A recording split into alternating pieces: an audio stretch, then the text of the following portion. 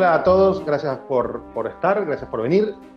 Soy Axel Kuchevaski y tengo la suerte de poder estar hoy con una charla con una amiga mía a la que quiero mucho, admiro un montón y que es una de las personas más generosas y talentosas que conozco, la señora Natalia Oreiro. Señora Natalia Oreiro, me gusta decir señora, claro. Pensé que no había venido esta persona. No, esa persona justo, y resulta que eras vos. Estamos en dos lugares diferentes. Nati está en Montevideo, yo estoy en Los Ángeles, California. En esto que es, gracias a Faciuni, Reset, que es poco casi una celebración de la vuelta a los sets post-pandemia, de este año que nos pasamos todos un poco en esta zona casi de limbo, todo el mundo, en todo el planeta. Pero bueno, vamos a hablar de algo, de concepto de esta charla, que es valor y costo. Elige tu propia aventura, y es un poquito esta diferencia que hay entre lo que las cosas cuestan y lo que las cosas son. Así que, Nati, hago un repaso de tu carrera. Te pongo en ese, muy rápido, la cinematográfica. La que quieras. No, bueno, tenés una carrera muy sólida y muy extensa como actriz. En el cine arrancaste, tu primera película fue Una Argentina en Nueva York, dirigida por Juan José Yusid. Pero a partir de eso fuiste haciendo una búsqueda que combina películas de directores muy personales con proyectos de un perfil también masivo. Trabajaste con Matías Piñero, trabajaste con Lucía Puenzo, Ariel Winograd, Martino Saidelis, Caetano, Miñona, y Lore Muñoz. nuestra amiga Lorena Muñoz Nuestra también. amiga Lorena Muñoz. Y venís de trabajar con Alejandro Masi en la serie Santa Evita. Solo bueno, para... un approach de la tuya no me va a alcanzar el ratito que vamos a charlar, pero bueno, muchas gracias por la invitación. Para mí es un placer re lindo poder verte en esta circunstancia, pudiendo aportar algo a esta vuelta que tanto ansiamos los que nos dedicamos y amamos el cine, y no solamente el cine, sino también las series. Y nosotros somos amigos, pero nos hemos conocido en varias pelis en las que vos confiaste en mí y que me propusiste. No, yo siempre pensé que había sido al revés, que vos habías confiado en mí. O sea, nadie sabía que yo podía se había dado producir. cuenta. Claro. No, bueno, pero... yo creo que sí. De hecho, te voy a decir, para mí la primera película en la que yo me sentí productor, que fue la tercera película en la que laburé, fue mi primera boda. Y era un proyecto en el que vos estabas antes que yo llegase. O sea, si vos no me validabas, yo no iba a ser productor. Esa película tuvo una situación que a mí me gusta contarla, ahora a la distancia, y es que se nos había caído el 90% de la financiación una semana antes del inicio de rodaje. Cosa que suele suceder también, digamos, para todos los que están estudiando sepan que esos imprevistos son parte de las trabas que se van a encontrar cuando arrancan a hacer cine. Sobre todo, creo que pasa en todo el mundo, pero me parece que por estos lados suele suceder, porque no fue la única vez que me pasó. De hecho, Gilda tuvimos que también, y Infancia Clandestina paramos 3 meses la filmación. O sea, películas que estuvieron nominadas al Oscar, ¿no? Y que después fue un montón de gente a verla y que hoy son consideradas películas muy importantes dentro de la historia del cine, fueron películas que costaron desde la parte económica, digamos. Bueno, a veces siempre tengo la sensación que nosotros cuando armamos proyectos salimos a vender una idea, un concepto, como si lo tuviésemos financiado y no necesitásemos de la financiación que nos falta. Sí, es que para mí, digamos, el cine tiene muchas aristas, ¿no? Es interesante hablar con un productor que además concibe el cine desde lo artístico y desde lo emocional, porque así lo vive. Quiero decir, vos sos en ese sentido un bicho raro. No, pero en serio, porque, digamos, me parece que la cabeza del productor tiene que ver con no solamente, principalmente con el hecho artístico, pero que engloba un montón de situaciones que para nosotros que estamos atrás de cámara y que somos intérpretes, digamos, ni se nos pasaría por la cabeza de repente detenernos, o muchas veces nos enojamos con ciertas situaciones que es muy complicado producir cine, siempre lo fue, productores que han hipotecado su casa para hacer películas, directores que han perdido su casa para poder hacer una película, ¿no? Pero creo que el tipo de productor con el que estoy charlando, digamos, siempre prevalece la parte artística, desde su propio gusto, desde la mirada y el corte del director, digamos, defender también el corte del director. Eso es algo muy complicado cuando hay un proyecto muy grande, y siempre es la fina línea, ¿no? Hacia dónde se va, hacia el corte del director, hacia el corte del productor, y para mí deberían de convivir esas aristas. Pero claro, nosotros tenemos que salir a vender una película como si la película estuviera terminada, porque para mí no hay posibilidad de que exista el cine si uno no, digamos, si uno no visualizó esa historia. O sea, Para mí igual yo quiero aprovechar la estoy esto que estás diciendo porque hay algo que, bueno, yo sé que me lo vas a negar, pero lo voy a decir igual, y es, en todos los proyectos que nosotros trabajamos juntos, vos siempre fuiste una suerte de productora no oficial. Por un par de razones. Primero, una cuestión de personalidad. No haces nada que no estés convencida. Después, en tu construcción como figura pública, digo, yo siempre digo que hay 3 Natalias, ¿no? Está la Natalia, claro, que está la Natalia Oreiro, la actriz, que hace una búsqueda desde lo actoral.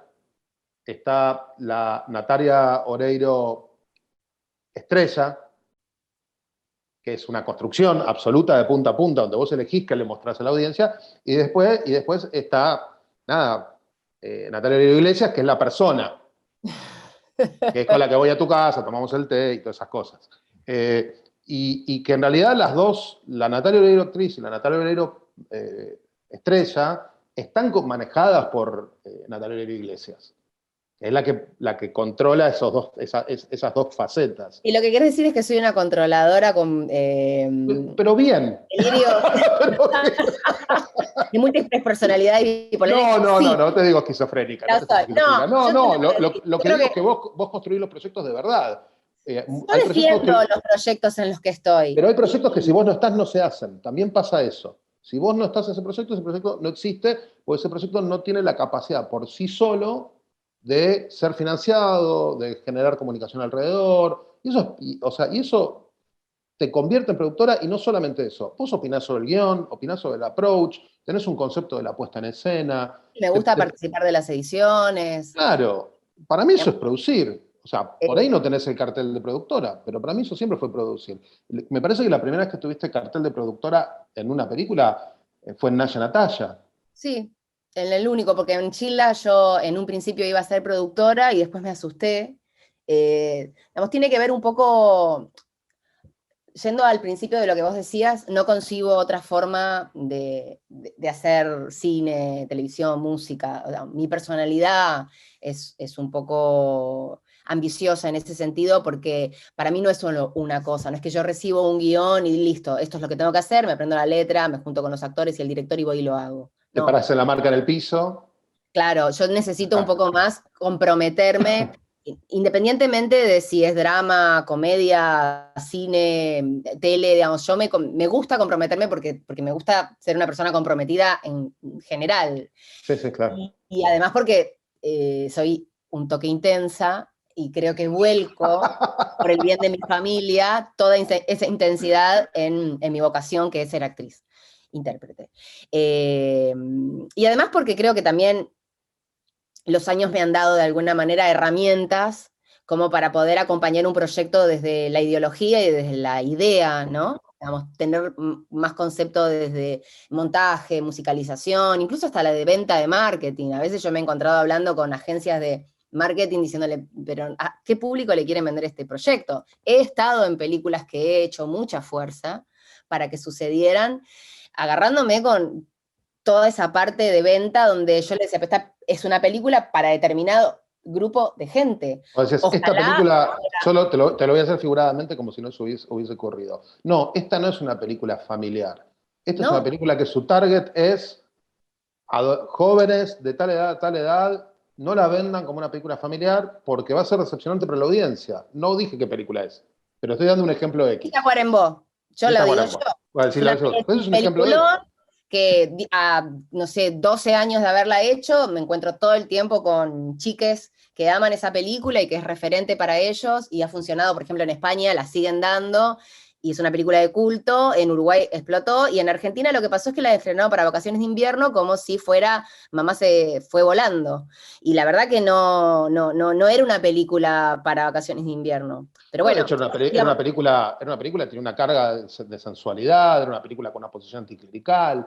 No era una película familiar, era una película que requería otras herramientas para la audiencia. No, al menos no para el tipo de familia que en ese momento quería ir con sus hijos en vacaciones de invierno a ver una de Disney. Claramente no lo era. Claramente. Bueno, No, pero pero después por volviendo un ejemplo, a mí poco, me gusta, yo te doy un ejemplo, o le doy un ejemplo a la gente, bueno, nosotros ya lo vivimos. Cuando hicimos Reloca, para mí una de las cosas más alucinantes, Reloca fue una película que tuvimos bastante quilombos de armado, nos costó armarla. Y vos me decías, hay que hacerla ahora, este es el momento social para hacerla. Una película sobre empoderamiento femenino, hay que hacerla ahora. Eh, era muy interesante eso, porque yo sentía exactamente lo mismo, que era una película que captaba el contexto. Hicimos todo un proceso bastante interesante de búsqueda de cuál era el afiche, de hasta dónde, qué tan agresiva vos querías salir en las fotos, qué tan arriba estabas. Era modular ese espacio donde vos dijeses, ok, esta es la película que estamos contando, esta es la narración que le estamos abriendo a la audiencia. sí. Pensás mucho en términos del público. A mí eso es una cosa que me alucina. No hay mucha gente que Es lo que haga. no, eso no es que eso no habla muy bien de mí, porque ese es un laburo de ustedes, porque yo no debería de pensar en el resultado. Yo lo único que tengo que pensar es si es creíble o no es creíble las líneas que tengo que decir, o Yo si te considero mi socia, conmueve. entonces cuando trabajamos juntos te considero mi socia. No pienso de otra manera. Si hay algo que me parece, lo voy a charlar. Me gusta un poco pensar en qué va a pasar con esa creación, porque bueno, porque la experiencia un poco también sirve de eso, ¿no? Pero después hay cosas que suceden, como Naya Natalia, que es una película que vos produjiste y que si vos no hubieras producido, esa película estaría en un cajón, porque yo, sinceramente, me costó mucho tomar la decisión de que eso viera la luz, y es un proyecto hiper personal que nos llevó con Martín Sastre, el director, 5 años de mucho trabajo, sobre todo de él, pero de mi parte como me generaba como una carga emocional muy fuerte, y vos viste la película, o sea, viste 1000 armados de película, pero cuando viste un prearmado de una idea de lo que iba a ser, vos confiaste en esa película y le viste potencial que yo no le veía, cero le veía. O sea, creo que hasta que no hiciste el link con Netflix, para mí era algo que no le iba a importar a nadie, y de hecho yo no pude ver el estreno el día que se estrenó porque me generaba como, o sea, ¿qué estamos haciendo?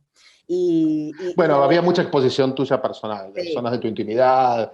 Yo también entendía eso y por otro lado, a la vez sentía que era una película muy empática, que había un lugar donde la gente se podía identificar mucho y nos ayudó también el timing, de nuevo, esas cosas que uno no puede controlar.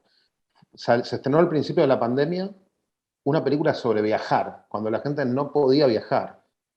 Una película de donde las vos recorrías relaciones. Rusia, Y de las relaciones humanas, porque había relaciones mucho del humanas. vínculo familiar, que justamente lo que nos sucedía es que no podíamos ver a nuestros seres queridos, ¿no? Y ahí contábamos un poco mi relación con mis padres, no solamente con mi pareja, con los amigos. Sí, yo creo que el contexto en ese sentido ayudó un montón, y un poco parte también de esta charla tiene que ver estas posibilidades de nuevas plataformas y de nuevas posibilidades de mostrar el cine, cuando antes el concepto de cine, al que yo sigo adhiriendo, es me compro la entrada, me siento, es un plan ir a verla al cine. Me resisto a pensar que los cines en un futuro no van a estar más, soy de las que cree que eso debe existir siempre, o sea, para mí las películas son para verlas en cine, pero admito que en este contexto las plataformas, Netflix, Amazon, HBO y digamos todas las nuevas, bueno, Star Más, en la que vamos a estrenar Santa Evita, digamos, nos han hecho un enorme favor, no solamente a los que trabajamos de la industria del entretenimiento, sino como espectadores que nos gustan ver cosas que en estas circunstancias nos hubiera sido imposible poder. Sí, y hay un movimiento también, ¿viste? Que es no todas las películas están destinadas a ir a salas. Claro. Hay películas que son películas más íntimas, que no te están pidiendo tener una pantalla de 20 metros, no te piden eso. Así como hay películas que solo pueden estrenarse en cine, que están armadas, que tienen una lógica que por supuesto que en el cine amplifica todo. Cualquier película es mejor, mucho mejor en el cine y mucho peor en el cine también. ¿No? Digo, eso te va a pasar siempre. Pero a la vez hay una transición donde la televisión en la que vos y yo empezamos a laburar, pues empezamos más o menos en la misma época, en diferentes canales. Vos en un canal el canal del Canal señor 9, Alejandro Robay y yo en América. Era una televisión de América. aire. Sí, Pensé que era siempre Telefe. no, arranqué en América. Yo vengo así, yo vengo de la calle Honduras, Claro. de Honduras y Fitzroy. cuando nosotros empezamos en tele, había una forma de hacer televisión que se fue acercando cada vez más a la forma de hacer cine. Cuando vos haces un proyecto como Santa Evita, tiene un plan de grabación como televisión, un plan de rodaje abierto donde se graba, se rueda por locación, pero tiene una factura de película Sí, y y de unos hecho, recursos que tiene al del mismo cine. tiempo, nosotros hicimos 7 películas en 5 meses. Claro. Entonces es interesante eso, porque de la misma forma que hay contenidos que hace 20 años tenían por lógica el destino del cine y hoy no lo pueden tener porque no tienen la escala suficiente, lo cual no es necesariamente bueno, la televisión empezó a tener unos valores de producción que no tenía en ese momento y se empezó a parecer cada vez más al cine. O sea, a mí me da ganas de preguntarte por Santa Rita porque obviamente vi las fotos y conozco un poco la intimidad del proyecto por un montón de gente, de amigos que trabajan ahí. No sé cuánto podés contar, así que no te voy a preguntar demasiado. Y yo que sé, por ahí firmaste un non-disclosure agreement. Sí, está eso, pero puedo contar lo que creo que se puede contar. Es una serie de Star Más que arranca ahora el canal en agosto. Este proyecto no tiene todavía fecha de salida, no sé si sucederá este año o el próximo.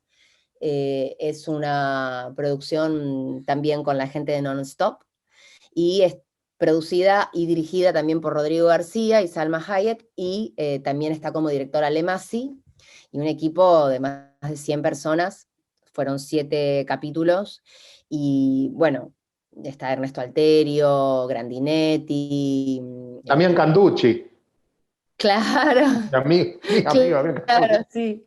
Y para mí, en lo personal, fue un trabajo muy intenso, desde lo físico, lo emocional. Ya sé que te estás riendo porque siempre digo lo No, mismo. no, porque siempre pienso en lo que la gente no ve, que es que durante los rodajes almorzás fruta, tu No platito chiquitito almuerzo. eso, con no Sí. almorzás. No, porque hay algo que me pasa con el tema de, claro, no quiero dar un mensaje raro en relación a esto, pero porque puede ser confuso, pero a mí me pasa cuando estoy en proyectos de mucha concentración interpretativa, que me pasó también con Sheila, me pasó con Infancia Clandestina, donde eran personajes donde yo tenía un compromiso muy fuerte desde lo emocional, estoy como muy conectada. En el caso de Eva, por ejemplo, yo estaba todo el tiempo con los discursos de ella, discursos que no están en la serie, pero sin embargo a mí me acompañaban no solo las 12 horas que yo estaba en set de preparación, sino también dormir, y entonces hay algo que tiene que ver con la limpieza de la cabeza y de lo que ingiere uno durante el día, que a veces necesito que sea como muy liviano para que no me duerma, ¿no? Como para que la energía Sí, sí, esté sí, sí, sí, puesta. claro, claro. Pero bueno, obviamente siempre cuida. En el caso de Gilda tuve que adelgazar mucho, en el caso de Eva también. Lo de Eva fue particular porque fue, como vos decías, un rodaje por la ocasión. Entonces yo arranqué por el final, yo arranqué por la muerte de ella. O sea que era donde más flaca tenías que estar, en Claro, realidad. pero al mismo tiempo se me echaba con, yo hago de ella desde el 47 hasta el 52, y son distintos momentos de ella donde obviamente el 90% estoy rubia, pero también se muestra castaña, pero todo eso está mechado. Se muestra cuando lo conoce a Perón, pero después también se muestra cuando ella es candidata a vice y finalmente Sí. muere. Y Rodrigo me pedía que yo no adelgazara mucho, Rodrigo García, porque no íbamos a poder tener tiempo como para engordar. Igual yo adelgacé un montón porque me parecía que era importante, no solo ella pesaba 33 kilos Sí, sí, cuando, sí. no, Cuando muere. 37 kilos cuando ella muere, obviamente no llegué a eso, pero bajé bastante de mi peso y después fui subiendo, para las escenas más importantes, y después fui subiendo con tranquilidad hasta mi peso normal con el que me despedí de la serie, ¿no? Fueron 4 meses.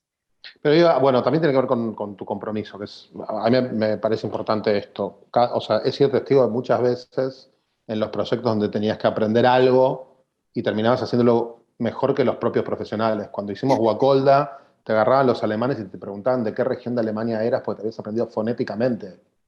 Habías aprendido Sí, alemán pero fonéticamente. eso es como, digamos, es como que vos hagas una película y después no la defiendas, ¿no? O sea, uno defiende No, a mí la película no, yo, desde el yo, minuto yo entro en cero. un proyecto y vivo ese proyecto, es mi vida. Exacto, y En, entonces, cualquier película que estoy haciendo, no importa qué película sea, es la película más importante de mi vida, por lo menos durante ese momento. ¿Y cómo elegís vos las películas? Digamos, ¿qué lugar tiene importancia? ¿La historia, el director, el contexto, Mira, su yo primero, yo creo estilo? que las películas me eligen a mí. Yo creo que yo no elijo las películas, que las historias me vienen a buscar a mí. Como los Y no hijos. vienen solas. Claro, no vienen solas, vienen siempre con alguien ¿viste? O un director o un protagonista, uno, une. ¿Viste? Digo, y después soy fan de la gente con la que trabajo. Yo soy fan tuyo.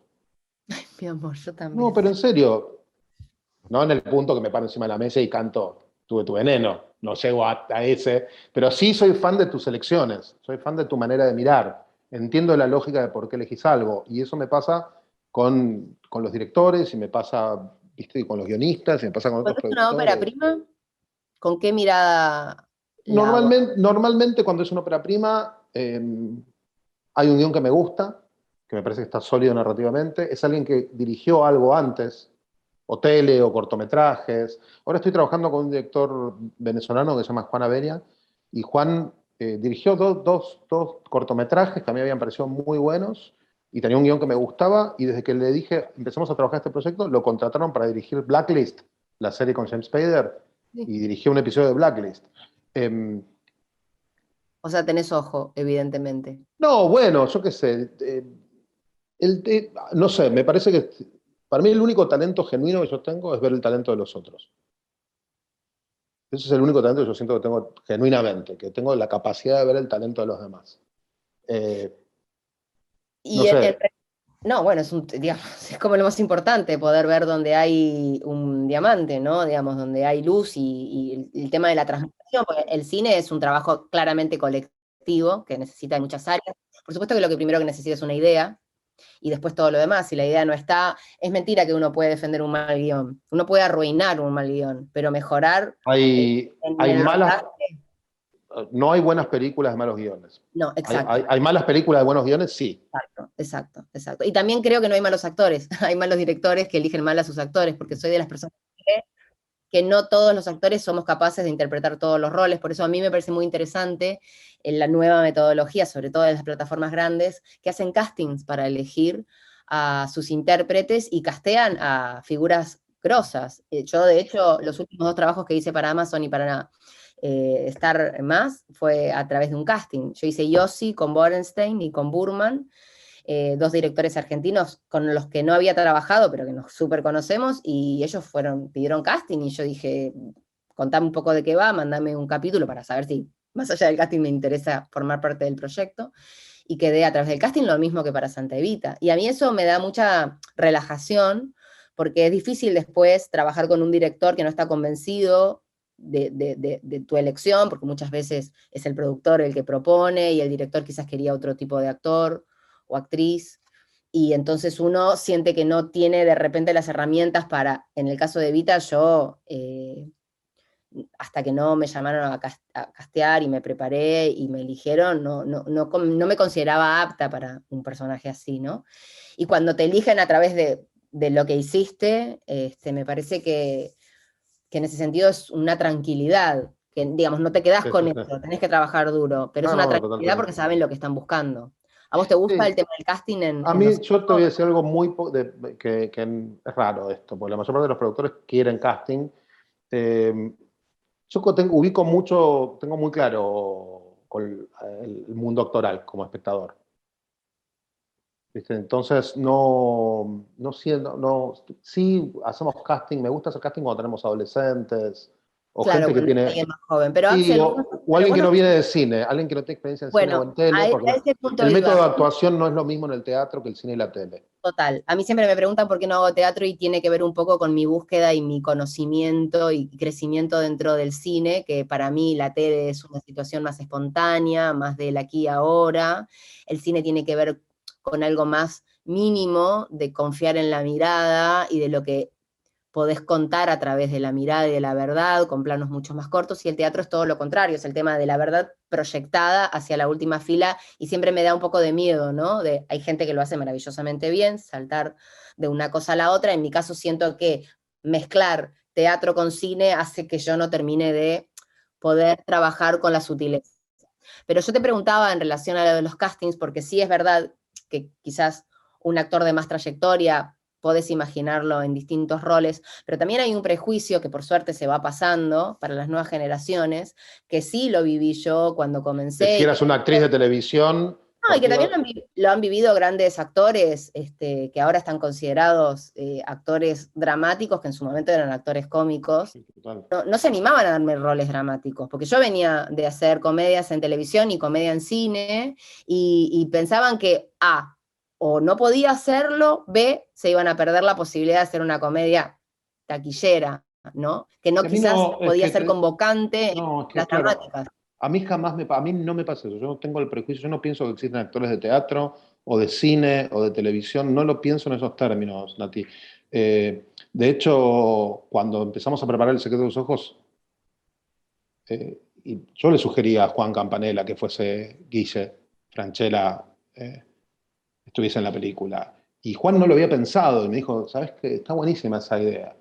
Y en ese momento nadie pensaba que Guillermo era un tipo que podía construir drama.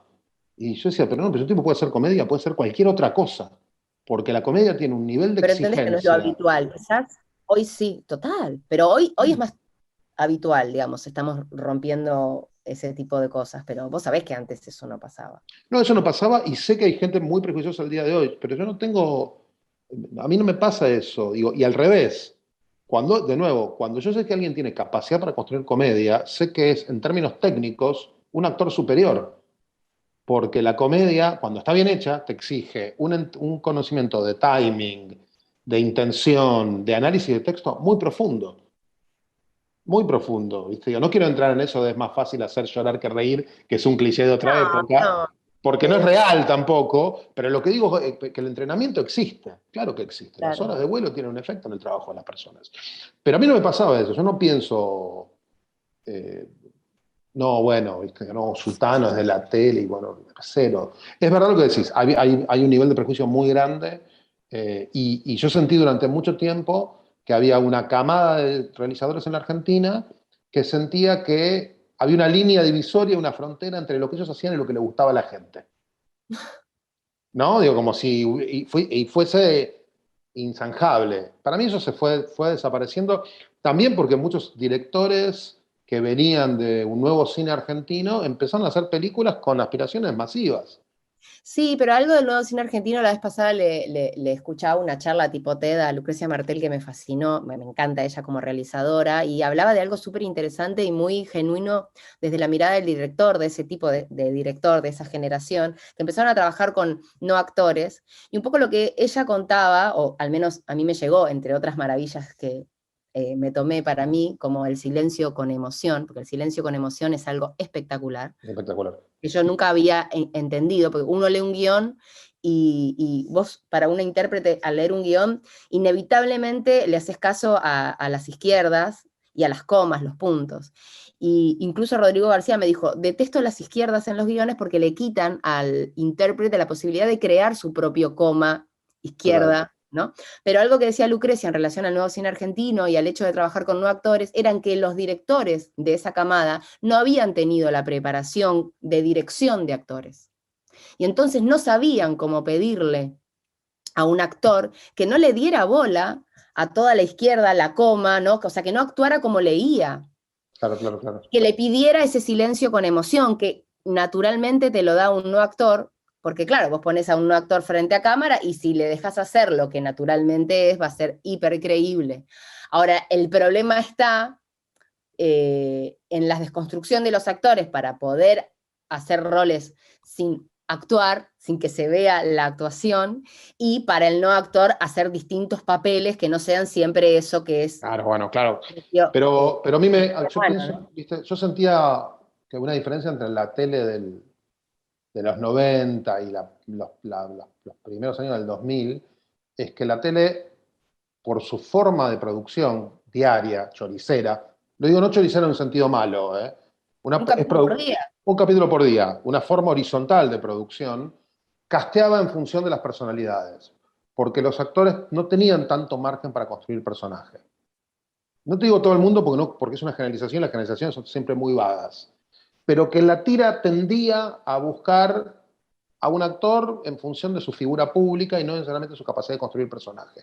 Y que el cine, como es vertical en su forma de construcción versus horizontal de la tira diaria, sí permitía que los actores construyesen personaje. Y que entonces el cine en esa época funcionaba casi como un recreo para los actores de aire, de tele de aire, porque los sacaba de una dinámica y los ponía en otra, y los obligaba a buscar un poco más.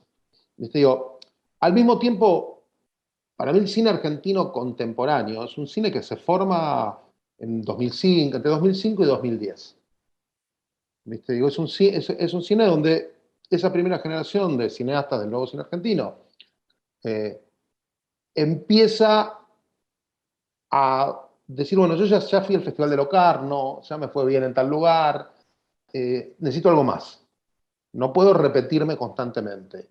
Y empiezan a buscar, a pararse en un lugar mucho más narrativo y no solamente sensorial.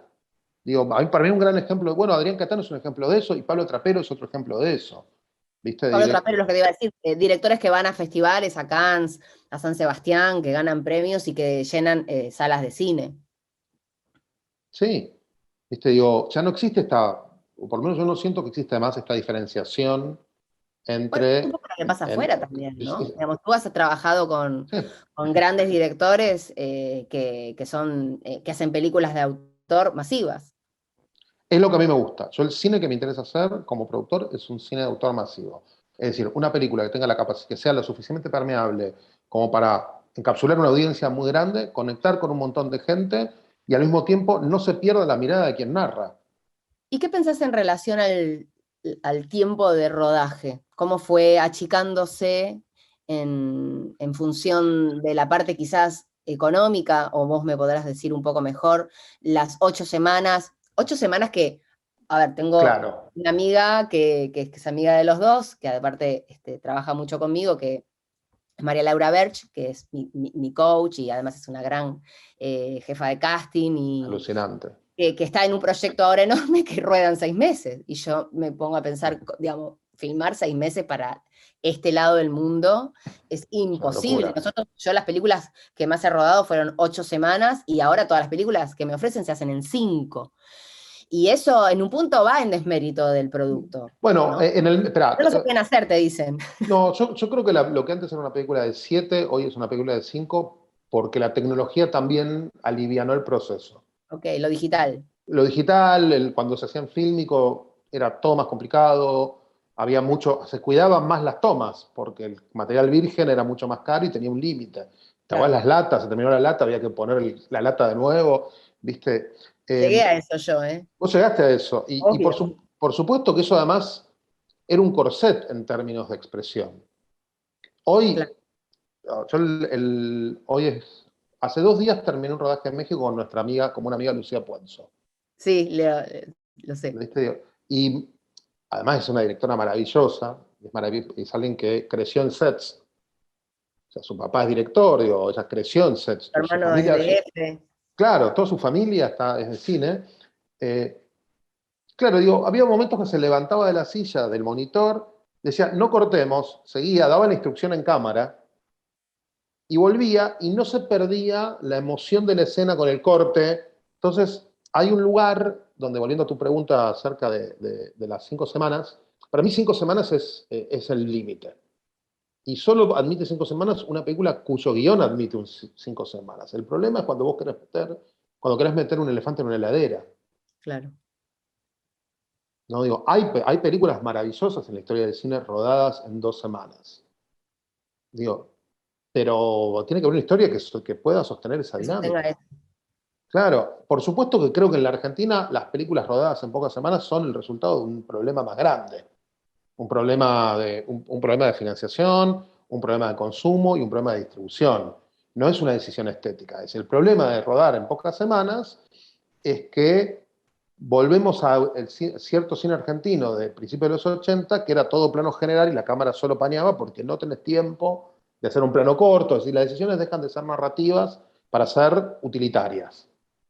Y ese es el peligro que un poco más le veo a todas estas que te dicen, bueno, pero son 5 semanas o si no, no se puede hacer. Y quizás no hay que hacerlas. Claro. Yo qué sé. Lo digo con dolor, me gustaría que existan todas las películas posibles. No, bueno, o Pero la bueno, posibilidad de buscar socios. En ese punto, internacionales. Sí. ¿lo ves interesante el tema de tener socios de plataformas? O sea, tener la posibilidad de primero estrenar una película, como viene sucediendo, ¿no? En muchos casos. Se estrena primero en cine y después se estrena... Mirá, lo que pasa es que saquemos de la ecuación Naya Natalia, que es una película que tuvo un camino muy particular. Es que Todas era las una películas. película también para plataformas, o sea, no podría haber sido una película para cine. Y además Creo. yo lo que, sí, además lo que yo sentía era que nosotros, o sea, Naya Natalia era una historia que tenía una escala muy grande de narrativa, ¿viste? Era una película, en realidad, era un documental muy amplio. Y nosotros estábamos en cine en Argentina y nos perdíamos que llegue A a toda Rusia, esa gente de Rusia, Polonia, Israel, claro. ¿viste? O Israel, o todos esos lugares donde la película tuvo una recepción espectacular. Entonces, en ese caso, yo sentía que la plataforma, que Netflix, amplificaba la llegada de la película. Pero en las películas que estoy haciendo hoy, o las películas que estoy haciendo estas semanas, negocié desde el principio que las películas fuesen al cine. No quería evitar, no quería que no fuesen al cine, no, van a ir al cine. Es una condición mía en la negociación, porque creo que son películas que merecen verse en cine. Pero también eso pasa cuando tenés una película que para la plataforma es interesante. Si para la plataforma es una película más, te van a decir, no, yo te la compro y que vaya directo a la plataforma y que no me interesa que vaya al cine. ¿Viste? Y de nuevo, no hay una fórmula. No hay una fórmula única. Nosotros, ser productor te exige no ser dogmático, te exige adaptabilidad, te exige flexibilidad, te exige pensar la obra como un proceso y no como un objeto. Me pasa eso. O como decía Lita Stanti, que tiene una frase para mí era muy buena, que es, eh, creo que era así, que era, el cine es poesía y automóvil. ¿Viste? Como si te dijese, bueno, tiene todo ese aspecto emocional de inspiración pura y al mismo tiempo es el producto de una sociedad, de la sociedad de consumo capitalista. Existe en esas dos aristas. ¿Viste? Por eso también es interesante cuando vos decidís. En otra época te hubiesen exigido que hagas comedias todo el tiempo. En otra generación a vos te hubiesen exigido que hagas comedias todo el tiempo. Pero es una decisión que uno sigue pasando, digamos. Creo que... No, que te ofrecen, pero vos sí, elegís. sí, por En supuesto, otra sí. época no hubieses Uno podido elegir. siempre, no, pero uno siempre elige. Una Mira, generación anterior, espera, generaciones anteriores a las nuestras. Yo no sé, o digo, la gente piensa en Mirta Legrand y Mirta Legrand tuvo una gran carrera de comedias, pero hizo muchísimo melodrama. sí, pero ahí Porque tenía la esa figura, pero particularidad, Lolita Torres no. claro, tenés razón. Pero en el caso de Mirta, digamos, el hecho de estar casada con un director, productor, aunque no siempre filmaba con él, también tiene un concepto desde el cine, digamos, desde otro lugar. Digamos, me parece que uno no puede ser ajeno a la circunstancia social, a tu Al entorno. contexto, absolutamente. Exactamente, pero creo que en la vida en general, no solamente en nuestra profesión, uno elige y cada elección que haces tiene una consecuencia, ¿no? Creo que también los límites se los pone uno, volviendo a lo que hablábamos hace un rato, es tomar la decisión y decir, ok, el precio de la libertad que uno está dispuesto también a tener.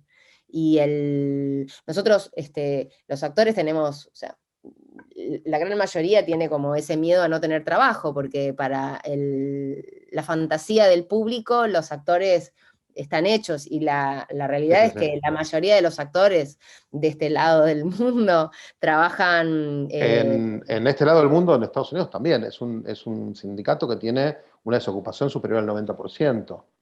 y claramente la pandemia ha hecho mucha mella porque se Sí, sí. cerraron los teatros, se cerraron los cines, la televisión no producía ficción, todo lo que compraban o podías ver de ficción era enlatado. También no tenemos una industria que defienda tanto lo nacional como sí lo tiene Brasil. O sea, en Brasil no entras en la radio, o sea, es muy difícil entrar en la radio si no catás en portugués, tienen sus historias, digamos, por eso siempre para mí es muy importante contar tus historias en tu idioma y con tu idiosincrasia, porque estás educando también a la gente, ¿no? Mi generación creció mirando, que está muy bien, pero creció, me pasaba mucho con Naya Natalia, que la gente me decía, yo pensé que los rusos, ¿qué? Eran los malos. ¿Por qué? Porque crecimos con películas Porque donde los crecimos rusos viendo eran a Chuck los malos. Norris pateando rusos. ¿Entendés? Entonces, Claro. digamos, esa mirada que nosotros tenemos del mundo, la tiene el mundo de nosotros. Y por eso es tan interesante contar tus propias historias y que tus películas recorran el mundo. 100%, 100%. Un poco, bueno, no, para ir cerrando. Cuando nosotros empezamos a hablar de esto en esta charla, ¿no? En esta idea de hablar del valor versus costo, yo tengo la sensación que nosotros siempre derivamos a algo que tiene que ver con el compromiso. Cuando vivís en países que tienen industrias periféricas, nosotros somos periféricos al gran consumo cultural de cine. ¿No? Está claro que se sostienen las cosas desde el compromiso, se sostienen las cosas del deseo y de esto que vos decías, la necesidad de establecer un diálogo con la gente que te rodea. Y que ese finalmente es el diferencial. Contar tus historias en tu idioma hace una diferencia enorme a la audiencia del otro lado, que está acostumbrado a ver probablemente series y películas que están ambientadas en ninguna parte, que es algo que los norteamericanos saben hacer maravillosamente bien, que no Y están ancladas en ningún espacio particular. totalmente, pero también ellos han hecho muy bien ese trabajo de hormiga de todo el tiempo poner su bandera, porque eso es algo que está muy presente. Y Sí, eso sí. va quedando.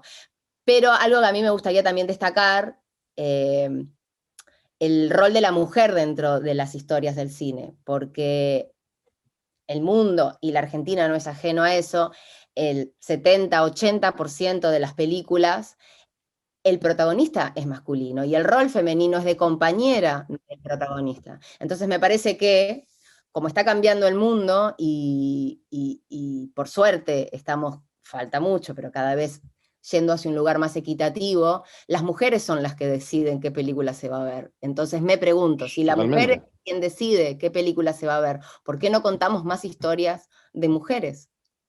Y eso Sí, es una y pregunta que hago incluso no solamente para la sociedad del cine, sino también para la sociedad de consumo, que elige ver yo, películas protagonizadas por hombres, que está muy yo te, bien, yo te diría una pero que me cosa, parece... para mí incluso más importante que eso es importante, estoy de acuerdo, es el punto de vista, que eso es lo que, es decir, a mí me encantaría ver películas dirigidas por mujeres sobre el universo masculino. Porque vi Ujú, muchísimas películas sobre el universo femenino desde la óptica de los hombres, pero ujú. no vi muchas películas sobre el universo masculino desde la óptica femenina.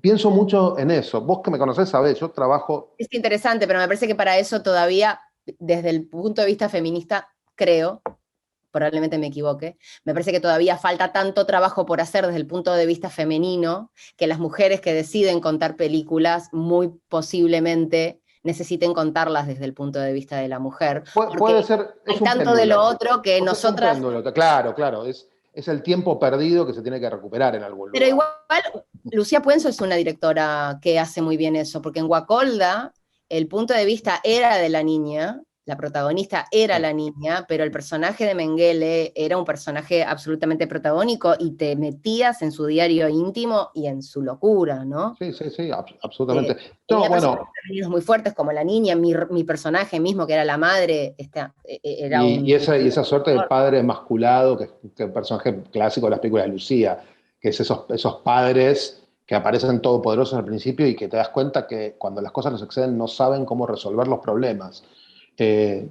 Bueno, Lucía es una genia. A mí lo que me pasa, ¿sabes qué es? Es que voy a decir algo un poco contrapelo de todos los movimientos. Yo siempre trabajé con mujeres. Toda mi vida trabajé con mujeres. Nunca me resultó un tema. O sea, todas las productoras. No he estado nunca en ningún equipo donde no hubiese un rol superior al mío o paralelo al mío que no fuese ocupado por una mujer. O sea, nunca, porque no se me ocurre. ¿Viste? Digo, porque cuando vos haces una película corres atrás del talento. ¿Qué me importa los genitales? Yo no ando mirando ni la orientación sexual, ni, ¿viste? Digo, yo trabajo con gente que admiro. ¿viste? Entonces nunca me pareció, o nunca dije, no, bueno, no, una mujer no puede, al revés, yo trabajo todo el tiempo con No, directoras no, porque mujeres. aparte el talento no tiene que ver con el género, eso sin duda, pero sí, Claro, la industria ha sido siempre una industria, no, que es poco equitativa y que hay una pero como el idea. mundo en general. Sí, sí, y ¿sabes dónde se nota más que es problemático? No en Argentina. En Argentina eso no pasa porque no hay, la escala económica es limitada. Pero vos vas a Estados Unidos, y en Estados Unidos las películas grandes, grandes, grandes, hasta hace 4 años, no las dirigían las mujeres. Las películas caras las dirigían varones. Ahora cambió porque Marvel y Warner Bros. Decidieron hacer películas como La Mujer Maravilla, con una directora mujer, con una película como The Eternals, que la dirige Zoe Chao. También, ¿por qué? Porque en la propia estructura de los estudios empieza a haber mujeres en la punta de la pirámide que dicen, un segundo, no, esta película, la mirada que necesitamos es esta. Y voy a dar un nombre que para mí es fundamental en este cambio en términos globales, que es Victoria Alonso, que es la productora de las películas de Marvel. ¿Viste? Digo, que es Argentina por otro lado. Estas son las personas que están impulsando el cambio, porque el cambio No, es y Argentina tiene grandes directores mujeres, grandes foráneas nuestras, y grandes y grandes productoras totalmente. mujeres y grandes guionistas mujeres, grandes. No, y ¿Viste? Digo, técnicas, sí, de claro. Evita, las dos cámaras eran mujeres, foquista, ¿Viste? todo, Digo, espectacular. es que eso va a ser la pregunta, ¿por qué Dirección. debería y por qué no? Entonces la No, pregunta, no, es que eso no ¿y se por qué no? pregunta, eso es porque sí, no Claro, sucede, es digamos, no es porque lo sí. común. ¿Viste? Digo, es decir, yo la responsabilidad social que tengo, que siento que tengo, tiene que ver con la equidad. Si me preguntás, dentro del trabajo que nosotros hacemos. Con la equidad. Con decir, bueno, esto a ver, ¿cómo hacemos para que sea equilibrado? O sea, y me parece que la pelea de fondo que tenemos en nuestra sociedad tiene que ver con que no puede ser que un hombre gane más que una mujer por el mismo trabajo. Cualquiera sea ese trabajo. Y me parece que esa es una batalla importante para dar. ¿Viste? Digo, no, que no hay ninguna razón en el mundo por lo que eso pase, pero vos lo ves en nuestro sector. Ves que ocurre eso. En todos los sectores. Sí. Bueno, yo trabajo en este. Perdón, yo sé, nos derivamos, no terminamos hablando del cine, o sí, Sí, que pero todo lleva hacia el mismo lugar. nos lleva a ese mismo lugar. ¿Te hubiera gustado que cuando arrancaste existiera eh, esto? Zoom, Sí, Zoom. No Zumba. sé, esto es muy grande. ¿Qué es esto? ¿El cine? ¿Qué? No, lo que estamos haciendo, ¿Lo que estamos haciendo, esto que estamos haciendo ahora? para lo que estamos haciendo. Me hubiese encantado. Yo cuando terminé la secundaria, se estudiaba cine en 2 lugares en Argentina.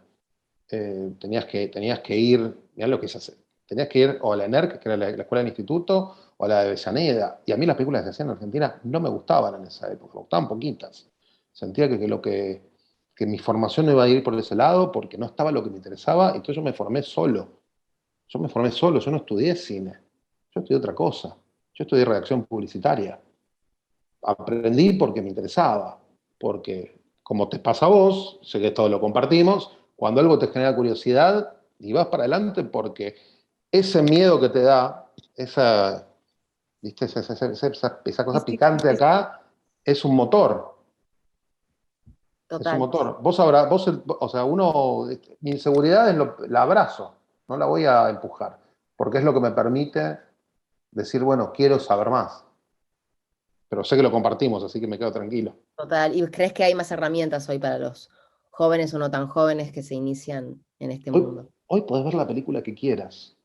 Cuando yo era Podés hacer adolescente, también la película y que podés hacer la quieras. película que quieras, y podés hacer películas con celulares, y podés editar en tu computadora, y seguramente el próximo Orson Welles sea un pibe que con una computadora de conectar y un celular está hoy, no sé, en el fondo de su Como siempre lo casa en importante son Tolosa. las ideas.